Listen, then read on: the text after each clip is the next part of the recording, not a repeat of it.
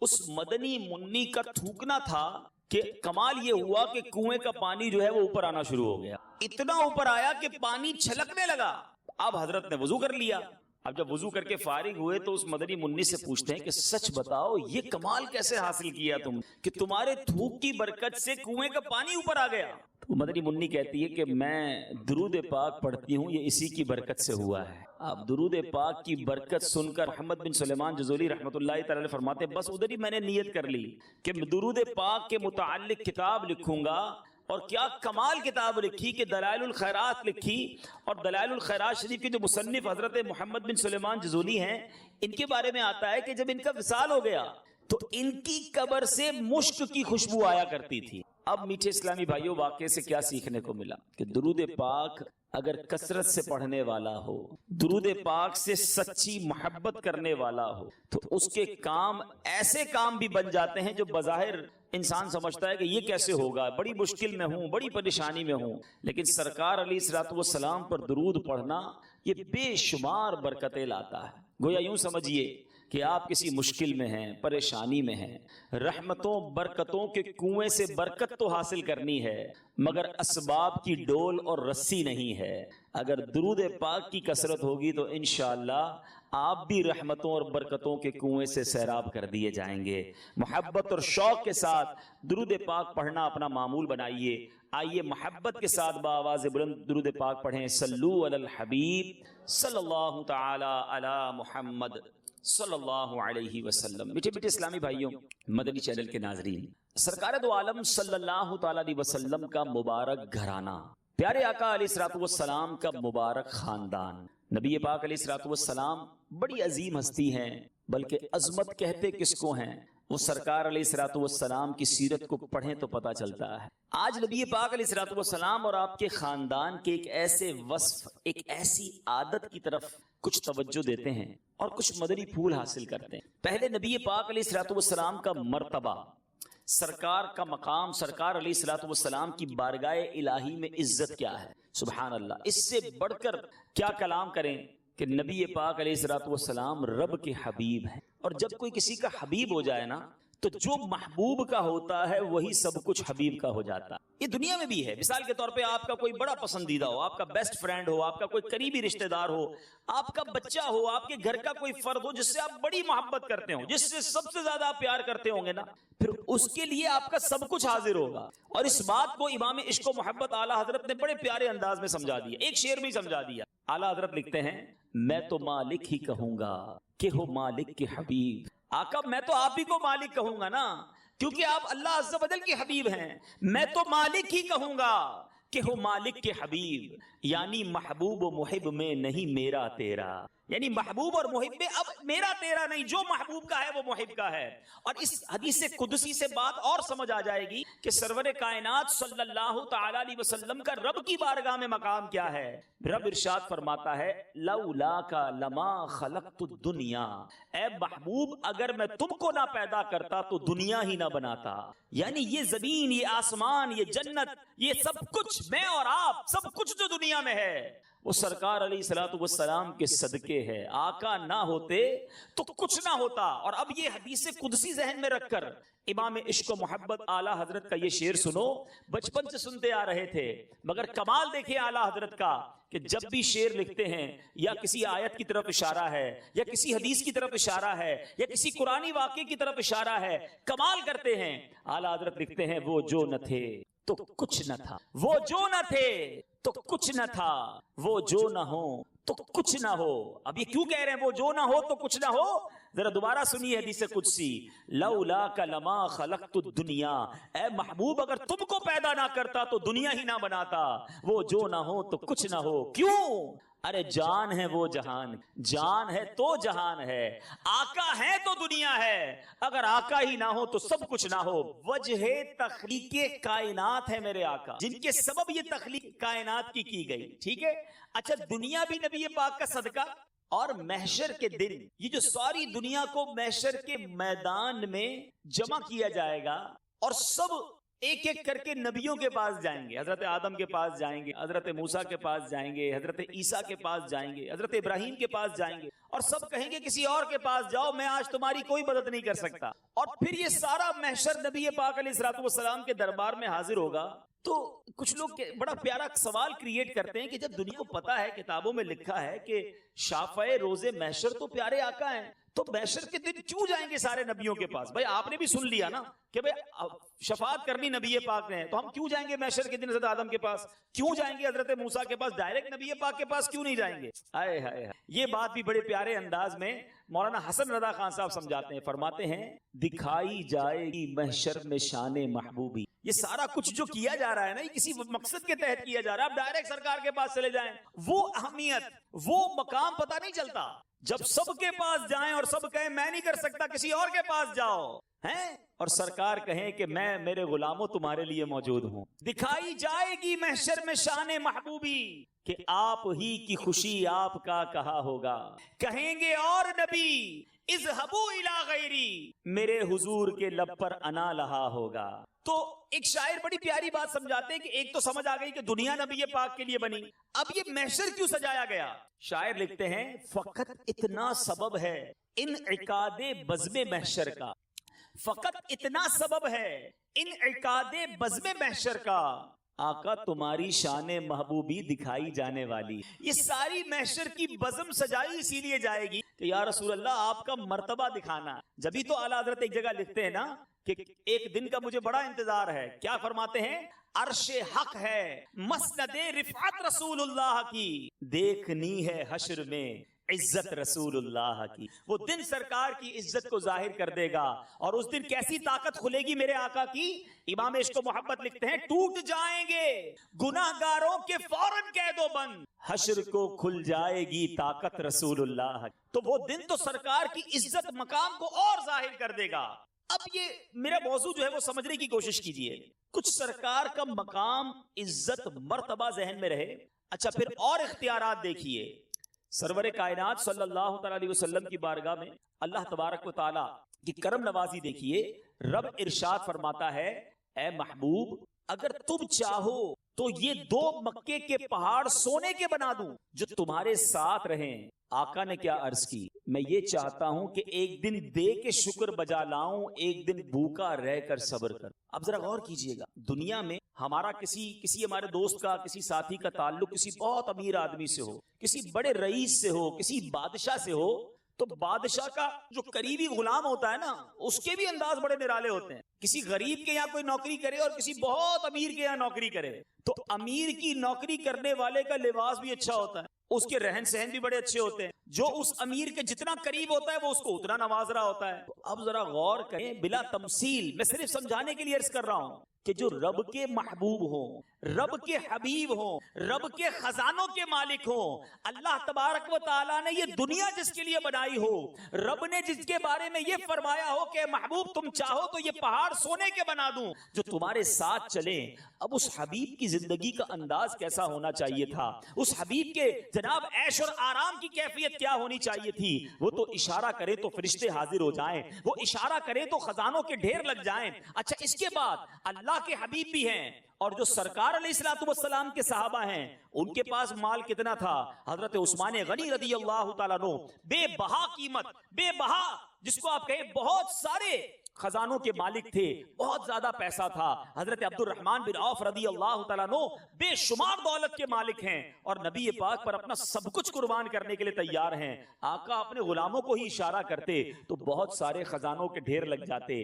مگر سرور کائنات صلی اللہ تعالی علیہ وسلم نے زندگی کیسی گزاری, میں یہ سمجھانا چاہ رہا ہوں پیارے آقا کی, اور پھر نبی پاک کے خاندان کی زندگی کا انداز, تربیت کیسی فرمائی اپنی فیملی کی. سرکار دو عالم صلی اللہ تعالی علیہ وسلم کی زندگی کا انداز کیا ہے. میرے شیخ طریقت امیر اہل سنت حضرت علامہ مولانا محمد الیاس عطار قادری دعوت برکاتہم العالیہ 2-3 شعروں میں بات سمجھاتے ہیں. کیا لکھتے ہیں؟ کبھی جو کی موٹی روٹی تو کبھی کھجور پانی, تیرا ایسا سادہ خانہ مدنی مدینے والے، ہے چٹائی کا بچھونا کبھی خاک ہی پہ سونا، کبھی ہاتھ کا سرہانا مدنی مدینے والے، تیری سادگی پہ لاکھوں، تیری عاجزی پہ لاکھوں، ہو سلام عاجزانہ مدنی مدینے والے۔ میرے بیٹھے بیٹھے اسلامی بھائیوں ذرا غور کیجئے، جس کے پاس اتنے اختیارات ہوں، جس کے پاس اتنی اتھارٹی ہو، جو رب کے ایسے محبوب ہوں، کیوں کھجور پانی پہ زندگی گزار رہے ہیں؟ وہ کیوں جو کی روٹی کھا رہے ہیں؟ وہ کیوں خاک پر سو رہے ہیں؟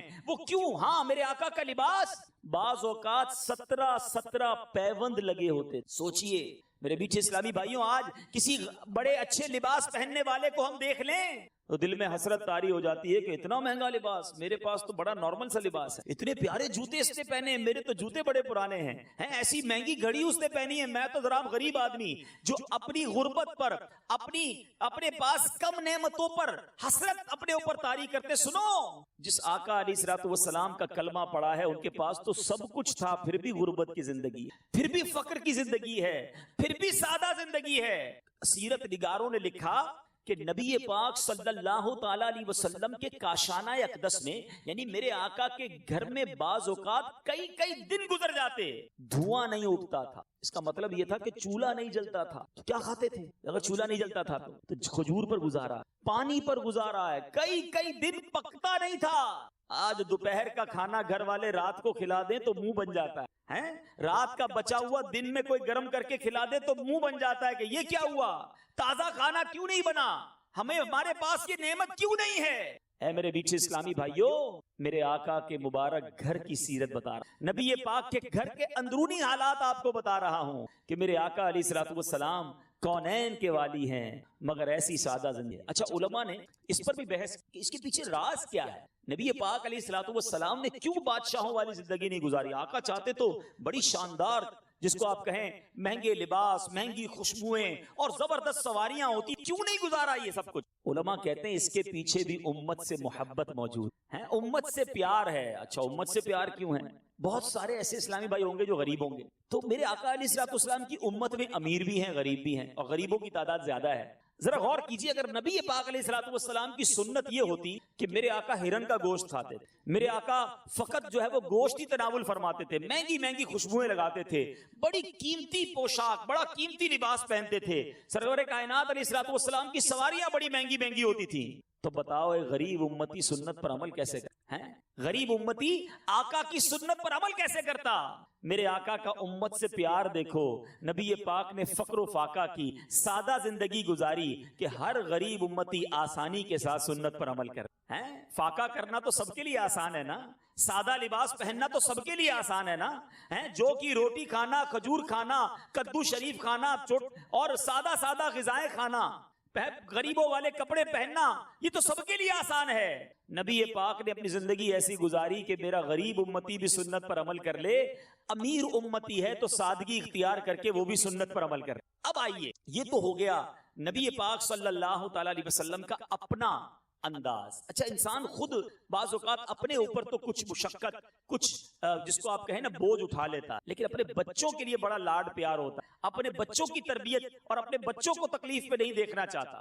آج بھی لوگ کہتے ہیں میں بچوں کے لیے کام کرتا ہوں، ڈبل ڈیوٹی کرتا ہے والد، کسی طرح بچوں کو سکھ مل جائے، مگر نبی پاک علیہ الصلوۃ والسلام کے جگر کا ٹکڑا، میرے آقا نے کئی حدیثوں میں یہ فرمایا کہ فاطمہ میرے جگر کا ٹکڑا ہے۔ فاطمہ، حدیث کا مضمون ہے کہ فاطمہ میرے جسم کا ٹکڑا، جو اس کو راضی کرتا ہے میں اس سے راضی، جو اس کو ناراض کرتا ہے میں اس سے ناراض۔ نبی پاک کی آنکھوں کی ٹھنڈک ہے Bibi Fatima, Bibi Fatima خاتون جنت رضی اللہ تعالیٰ عنہ کے بارے میں آتا ہے کہ جب بی بی فاطمہ نبی پاک علیہ الصلوۃ والسلام کے دربار میں آتی نا، بیٹی ہیں، میرے آقا استقبال کے لیے کھڑے ہو جایا کر، خاتون جنت کا ہاتھ لیتے، ہاتھ چومتے، اور میرے آقا اپنی جگہ اپنی صاحبزادی کو بٹھاتے، اور پھر جب پیارے آقا بی بی فاطمہ کے پاس تشریف لے جاتے تو خاتون جنت کھڑی ہو جاتی، سرکار علیہ الصلوۃ والسلام کا ہاتھ چومتی اور اپنی جگہ پر بٹھاتی۔ باپ اور بیٹی کا پیار سیکھنا ہو تو نبی پاک علیہ الصلوۃ والسلام اور خاتون جنت کا یہ پیار دیکھ، یہ ہم سب کے لیے درس ہے۔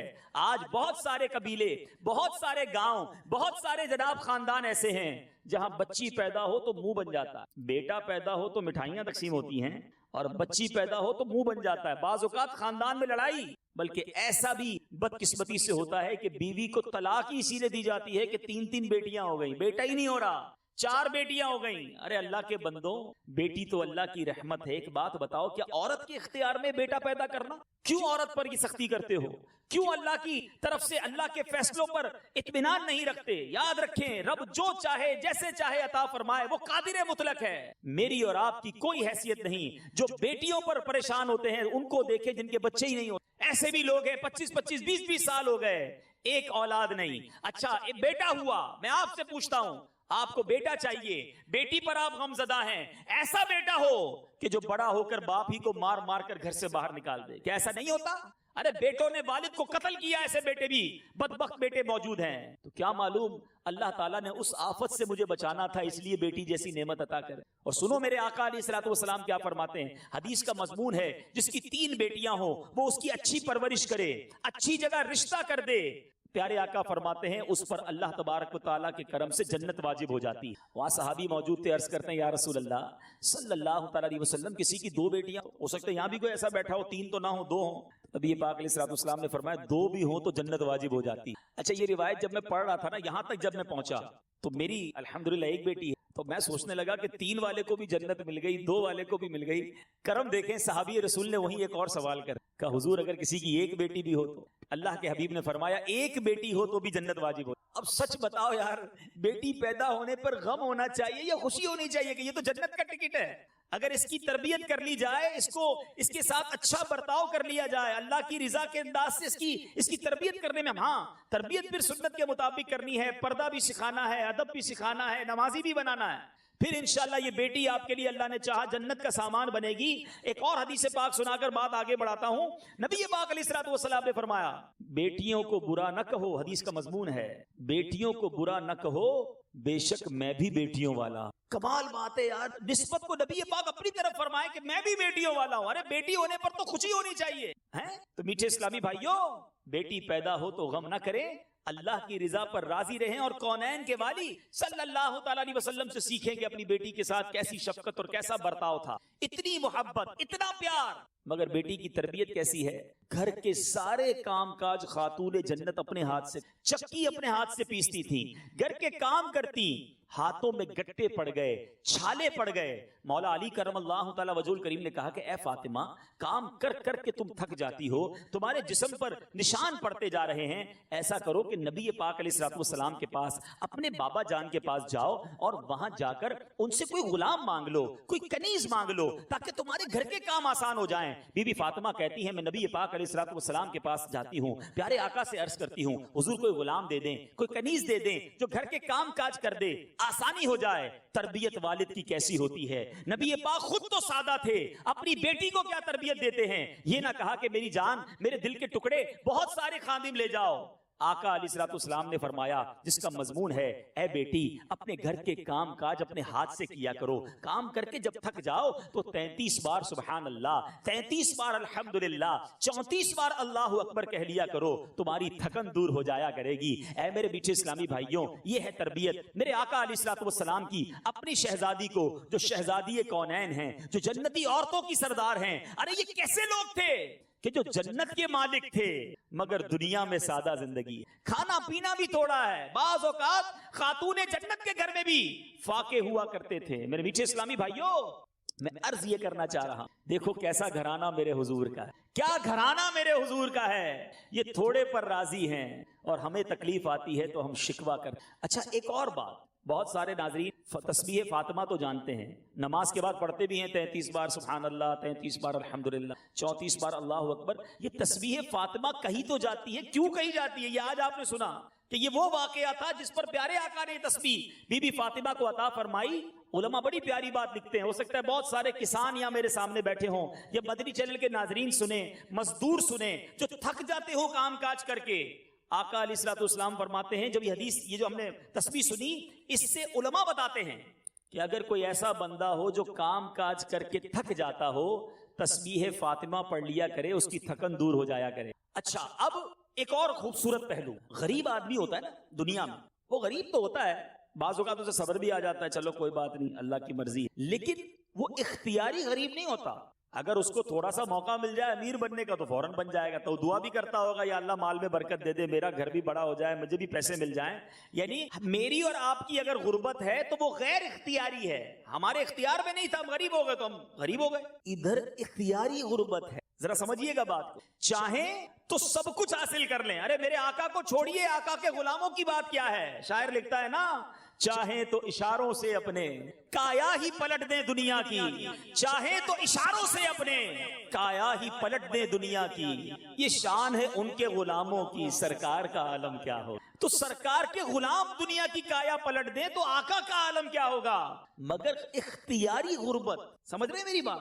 جانتے بوجھتے اختیار ہے کہ امیری اختیار کر لیں، مگر جانتے بوجھتے فقر اختیار کرنا، جانتے بوجھتے غربت اختیار کرنا، یہ کمال ہے میرے آقا علیہ الصلوۃ والسلام کا اور ان کی آل کا۔ اور بی بی فاطمہ نے پھر حسنین کریمین کی تربیت کیسی، ذرا دیکھیں تربیت کیسے اتر رہی ہے۔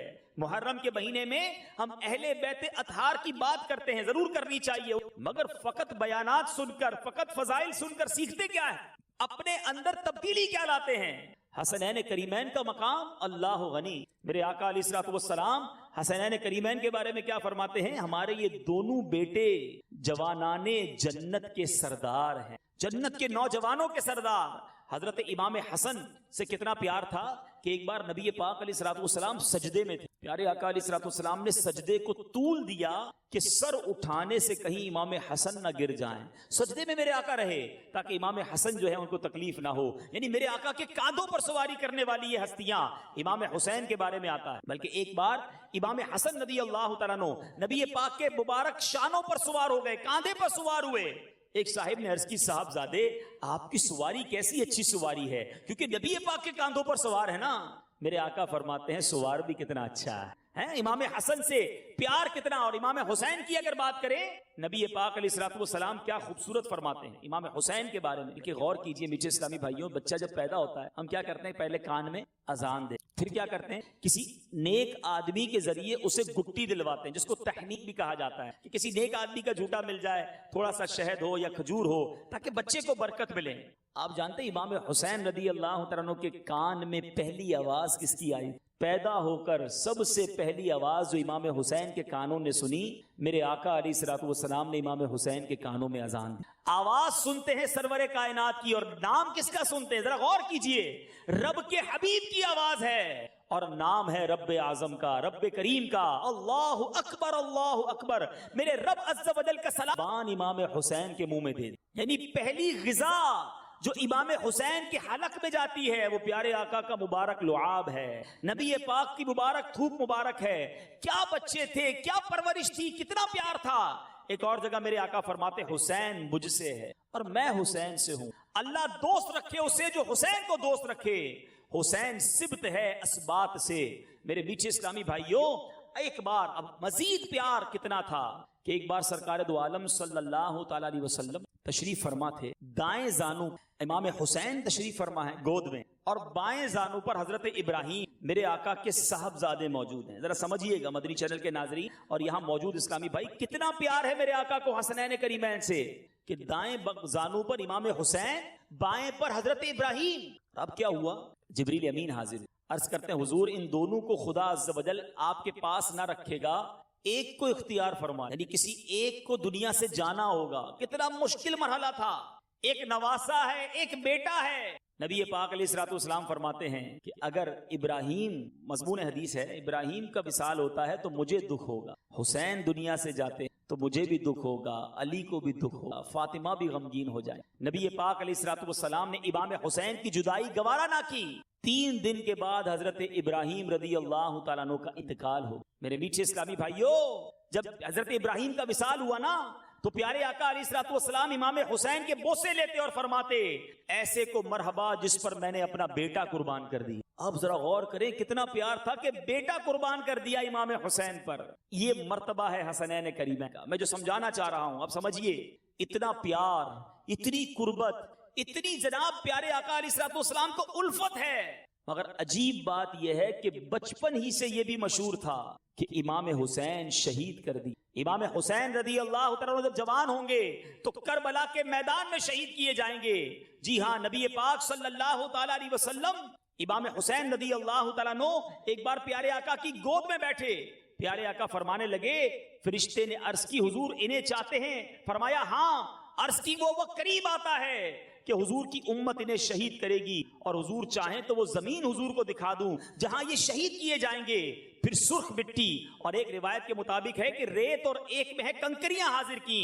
پیارے آقا علیہ الصلوۃ والسلام نے ان کنکریوں کو، اس ریت کو سونگھ کر فرمایا تھا، ریحو کربیوں و بلا، بے چینی اور بلا کی بو آتی. یہ کرب و بلا جو بعد میں کربلا کہلایا، یہ نبی پاک علیہ الصلوۃ والسلام کو پہلے سے معلوم تھا، اور فقط پیارے آقا کو معلوم نہیں تھا. یہ امام حسین کی شہادت کی خبر امہات المومنین کو بھی پتا، خاتون جنت بی بی فاطمہ کو بھی معلوم تھا. بلکہ مولا علی کرم اللہ تعالی وجہ الکریم ایک بار اپنے قافلے کے ساتھ فرات کے کنارے گزرے، فرمایا یہاں ٹھہر جاؤ، اور پھر فرمایا کہ مجھے میرے آقا علیہ الصلوۃ والسلام نے بتایا ہے کہ فرات کے کنارے حسین اور ان کے رفقا کو، ان کو یہاں ان کے خیمے باندھے جائیں گے، اس مقام پر انہیں شہید کیا جائے گا. میرے میٹھے اسلامی بھائیوں، سوال یہ ہے کہ جن بچوں سے اتنا پیار ہے، جنہیں جنتی نوجوانوں کا سردار کہا گیا، جس امام حسین پر اپنا بیٹا قربان کر دیا گیا، ان کی شہادت کی خبر بچپن سے موجود ہے. کبھی تو نبی پاک علیہ الصلوۃ والسلام نے اللہ کی بارگاہ میں دعا کی ہو کہ مولا میرا حسین کربلا کے میدان میں یوں شہید نہ کیا جائے، کرم کر یہ مشکل دور کر دے. پیارے آقا دعا کرتے تو کیسے قبول نہ ہوتی؟ چلے نبی پاک نے دعا نہیں، کبھی تو بی بی فاطمہ حاضر ہوتی کہ یا رسول اللہ صلی اللہ تعالیٰ علیہ وسلم، حسین سے آپ کو بڑا پیار ہے، حضور آپ دعا کر کہ یہ جو امتحان آنے والا ہے، جو اس کو اس طرح شہید کیا جائے گا، یہ شہادت نہ ہو. کبھی مولا علی حاضر ہو جاتے نبی پاک علیہ الصلوۃ والسلام کے دربار میں. کیا گھرانہ میرے حضور کا ہے، ذرا غور کرو. انہیں پتا ہے شہادت ہونی ہے، مگر ماں نے دودھ پلا کر پال پوس کر بڑا کیا ہے امتحان کی تیاری کی. والد نے تربیت کی ہے کہ کربلا کے میدان میں بیٹا ثابت قدم رہے، باطل کے آگے سر نہ جھکائے. سرکار علیہ الصلوۃ والسلام شفقتیں فرما رہے ہیں، مگر گویا یہ تیار کیا جا رہا ہے رب کی بارگاہ میں اس عظیم امتحان کے لیے. اے میرے میٹھے اسلامی بھائیوں اور مدنی چینل کے ناظرین، ذرا غور کیجئے.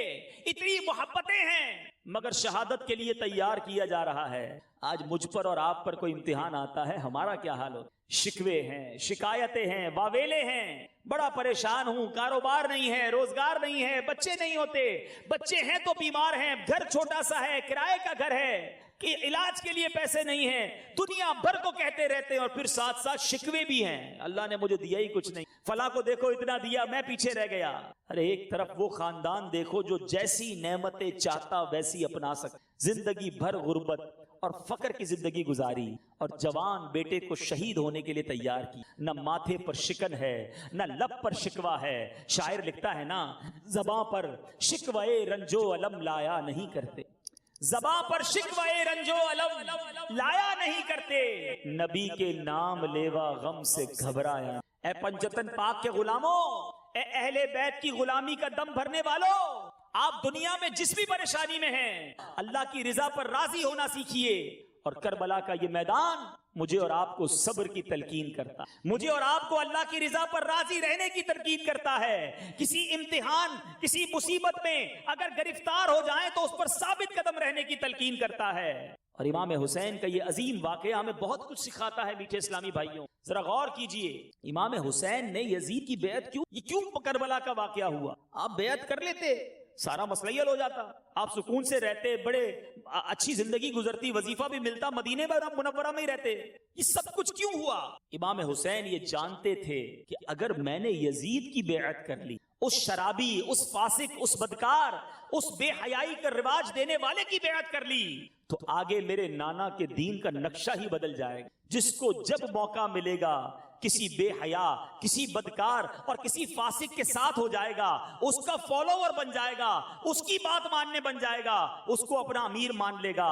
اور مثال یہ دے گا کہ امام حسین نے بھی تو ایسا کیا. امام حسین نے کمپرومائز نہیں کی، آپ نے باطل کے آگے اس لیے سر نہ جھکایا کہ رہتی دنیا کے لیے یہ پیغام چلا جائے کہ سر کٹتا ہے تو کٹ جائے، اسلام کا نام نہیں نیچے ہونا چاہیے. میٹھے اسلامی بھائیوں ذرا غور کیجئے، امام حسین رضی اللہ تعالیٰ عنہ کے قافلے تقریباً سارے ہی شہید ہو گئے، عابد بیمار بچے، بیبیاں بچیں. دیکھا جائے عددی لحاظ سے تو یزیدی جیت گئے, یزیدی بڑی تعداد میں واپس گئے, مگر ان سب نے سر کٹا کر وہ کام کر دکھایا کہ آج بھی رہتی دنیا میں امام حسین اور شہداء کربلا کا تذکرہ تو موجود ہے, یزید کا نام لینے والا کوئی نہیں. آپ کو دنیا بھر میں امام حسین کے غلام ملیں گے, اپنے آپ کو پنجتن کا غلام کہہ کر فخر محسوس کرنے والے ملیں گے.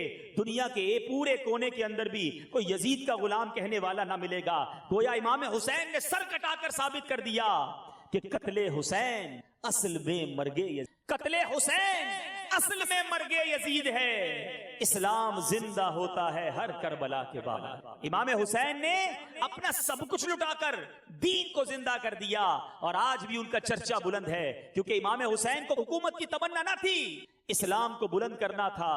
آج کروڑوں اربوں دلوں پر امام حسین کی حکومت ہے. حکومت دلوں پر حکومت کا نام ہے, جو آج میرے آقا امام عالی مقام, امام عرش مقام, امام حسین رضی اللہ تعالیٰ عنہ ہر مسلمان کے دل پر حکومت کرتے ہیں. کون ہے یزید کا نام لینے والا؟ تو میرے میٹھے اسلامی بھائیوں, دولت کے پیچھے, اقتدار کے پیچھے بھاگنے والے غور کریں کہ کہیں ایسا تو نہیں کہ یزید کے طریقے پر عمل. آج میں سلسلے اپنے اس بیان کے اختتام پر سب کی توجہ لینا چاہتا ہوں. ذرا غور کیجیے, دو قسم کے خیمے تھے. ایک خیمہ تھا جہاں 72 اللہ کے نیک بندے موجود, ایک 22,000 کا لشکر تھا جس کے بھی خیمے لگے تھے. اب فرق کیا تھا؟ ادھر خیموں میں نماز ہوتی, ادھر خیموں میں گانے باجے ہوتے, ادھر خیموں میں تلاوت ہوتی, ادھر خیموں میں شراب ہوتی, رقص و سرور ہوتا. غور کی آج ہماری راتیں کیسے گزرتی, جو نمازیں پڑھ کر, درود پڑھ کر, تلاوت کر کے, عبادتیں کر کے دن اور رات گزارتا ہے, وہ تو گویا امام حسین اور ان کے قافلے والوں کے طریقے پر ہے. مگر جو شرابیں پیتا ہے, دیکھے وہ کس کا طریقہ. ارے نام امام حسین کا لیتے ہو, کام یزیدیوں والا کا. شراب پینے والا سوچے کہ یزید اور اس کے لشکر میں شراب پی جاتی تھی, کہلاتا پنجتن کا غلام ہوں اور کام یزیدیوں والے کر رہا ہوں. جوا کھیلنے والا, بے حیائی کرنے والا, بدکاری کرنے والا, ناچ گانے کی محفلیں سجانے والا سوچے ارے یہ کام تو کربلا میں یزیدیوں نے کیا تھا. یہ کربلا کا میدان مجھے اور آپ کو یہ پیغام دے رہا ہے کہ اے پنجتن پاک کے غلام کہلانے والوں, امام حسین کربلا کے میدان میں تلواروں کے سائے میں نماز پڑھتے.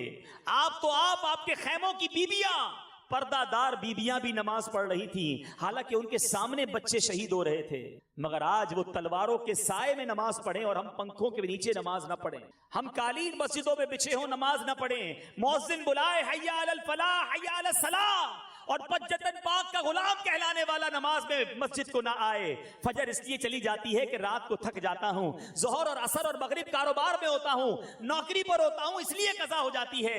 عشاء میں گھر آتا ہوں تو طبیعت ٹھیک نہیں ہوتی, گھبرایا ہوا تھکا ماندہ ہوتا ہوں, اس لیے عشاء چلی جاتی ہے. اے بتاؤ میرے میٹھے اسلامی بھائیوں, اگر میری اور آپ کی ملاقات محشر کے دن امام حسین سے ہو گئی, اور ہماری تمنا ہے کہ اہل بیت اطہار کا ہمیں محشر میں دیدار نصیب ہو, ان کے ساتھ ہی تو جنت میں جانا ہے, لیکن اگر امام حسین نے ہم سے پوچھ لیا کہ بتاؤ ہم اور ہمارے قافلے والے تو کربلا میں تلواروں کے سائے میں بھی نماز پڑھتے رہے اور تم زندگی میں نمازیں قضا کرتے رہے, کیا جواب دو؟ امام حسین نے اگر ایک سوال کر لیا کہ ہم نے نانا کے دین کو سر بلند کرنے کے لیے اپنا سر کٹا دیا, تم نے دانا کے دین کی سر بلندی کے لیے کیا کیا, ہے کوئی جواب؟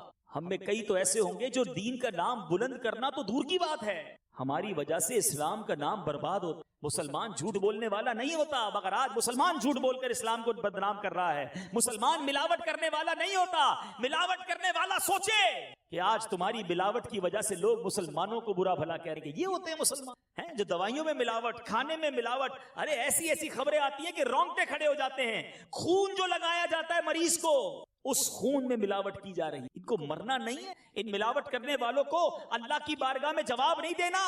اے کربلا والوں کے غلام کہلانے والوں, امام حسین کو کیا منہ دکھاؤ گے کہ میں نے دین کا کام تو کوئی نہیں کیا, جھوٹ بول کر, وعدہ خلافی کر کے, بے حیائی کر کے, بدکاری کر کے, چوریاں کر کے, ڈاکے مار کے, اغوا کر کے, مسلمانوں کو تکلیفیں پہنچا کے, لڑائی جھگڑے کر کے, زمینوں پہ قبضہ کر کے میں نے دین کو بدنام کیا ہے, میں نے اسلام کو بدنام کیا ہے, میں نے مسلمانوں کے نام کو پامال کیا ہے. بتاؤ کیا منہ دکھاؤ گے کربلا والوں کو؟ کیا ان کی بارگاہ میں حاضری نہیں دینی؟ کیا ان کے بغیر بھی بخشش ہو سکتی ہے؟ کیا ان سے دور رہ کر قیامت کے دن بچ پاؤ گے؟ ایسے کام کر لیجئے میٹھے اسلامی بھائیوں کہ جب کل اہل بیت اطہار سے ملاقات ہو تو منہ دکھانے والا ہو, کچھ کر کے گیا ہوں. امام حسین کو تلاوت کا شوق کیسا تھا؟ آپ کے بارے میں آتا ہے کہ آپ کا جب وصال ہوا، آپ کے سر اقدس کو جب نیزے پر اٹھایا گیا تو امام حسین کا سر اقدس جو ہے وہ نیزے پر بھی تلاوت قرآن کر رہا تھا. عبادت ہو تو ایسی، تلاوت ہو تو ایسی ہو، عبادت ہو تو ایسی ہو، تلاوت ہو تو ایسی ہو. سر شبیر تو نیزے پہ بھی قرآن سناتا ہے، وہ نیزے پر قرآن پڑھیں، ہم پورا سال قرآن نہ پڑھیں. پوچھیے اپنے آپ سے یہ غلامی سچی ہے؟ اب تو کہتے ہیں ہم نیاز بناتے امام حسین کی، بڑی اچھی بات ہے، بالکل نیاز بنانی چاہیے، کھچڑا بنائے بڑی اچھی بات ہے، مگر ستم ظریفی تو دیکھیں کہ کھچڑا بنانے والا بھی رات بھر گوٹا لگاتا ہے اور ساتھ گانے بج رہے ہوتے ہیں. امام حسین کی نیاز ہے اور یزیدی طریقہ چل رہا ہے. استغفر اللہ. نیاز کھچڑا بنانے والے کتنے ہیں جو فجر کی نماز اس رات کو پڑھتے ہیں؟ ساری رات کھچڑا بنایا، نہ عشاء پڑھی نہ فجر پڑھی.